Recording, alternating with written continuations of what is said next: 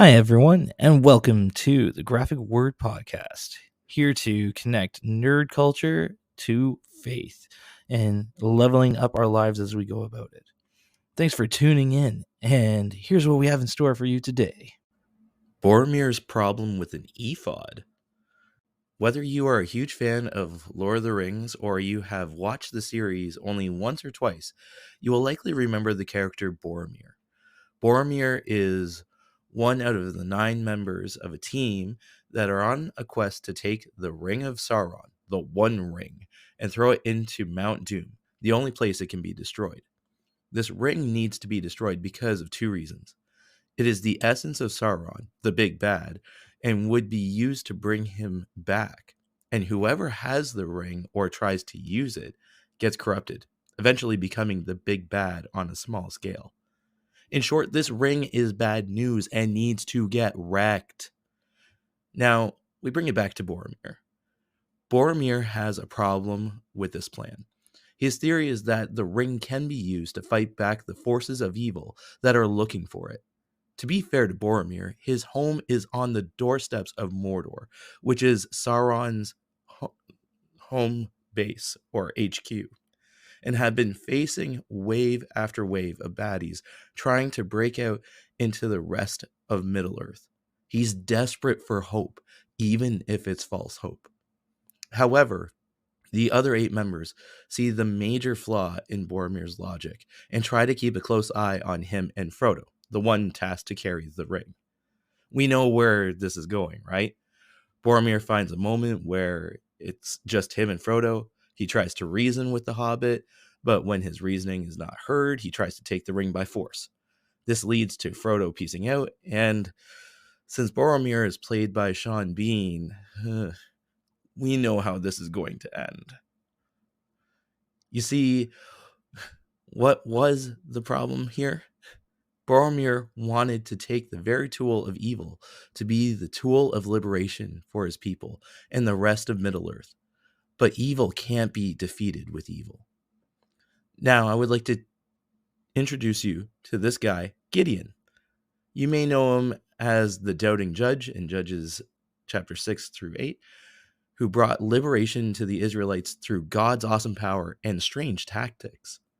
Something you might not remember from Gideon is that his starting action of liberation was by tearing down his family's altar to Baal and Ashtoreth. That's in Judges chapter 6, verses 27 to 32. By doing this, he gets a nickname, Jerubbaal, which was like a slight if Baal is even real. Let him defend himself. Essentially, come at me, bro, in ancient Hebrew. You get major hype with this guy that he is going to help people get focused back on God until you reach the end of his story. He decides to take some mega loot that they got from pushing out their oppressors and make it into an ephod, or a chest plate for the high priests, of gold, and the people start worshiping it. You can check that out in Judges chapter 8, verses 27. This is really awkward because there was already an ephod in Shiloh, and that was supposed to be the only one to be worn, not worshipped by the high priests. Awkward. After all that effort of liberating his people from oppressive nations and spiritual beings, he had made an invitation to bring back spiritual oppression through worshiping the ephod. In short, what he was trying to use as a physical representation of God's victory became the very tool for evil to come back and send Israel back into oppression. Sounds a bit like our arrow-cushioned friend from before, eh? What are some things in your life that started out with good intentions that have become tools of your own destruction? What are the rings that look like they can be used for good that could lead to your heart becoming an arrow cushion? What are the members in your fellowship that can save you from Boromir's fate? Hey there. If you are a fan of the content that's been brought to you in this episode, you'll definitely want to check out our social media connections. That's on Instagram, Facebook, and even TikTok. just go to at GW Nerds and you'll be able to find all the stuff that we've been doing lately and all the fun stuff that we get to be a part of. But if you want an even deeper dive, you should join our Discord community.